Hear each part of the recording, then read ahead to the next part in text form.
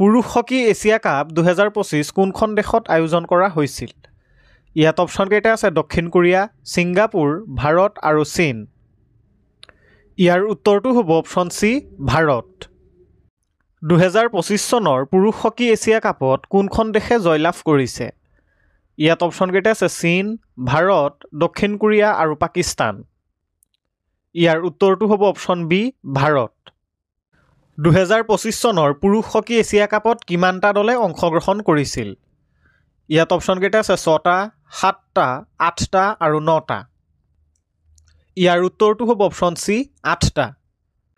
2025 চনত পুৰুষ hockey Asia কাপৰ কোনটো সংস্কৰণ অনুষ্ঠিত হৈছিল? ইয়াত অপশ্যন কেইটা আছে 5th, 10th, 12th আৰু 18th এডিশ্যন।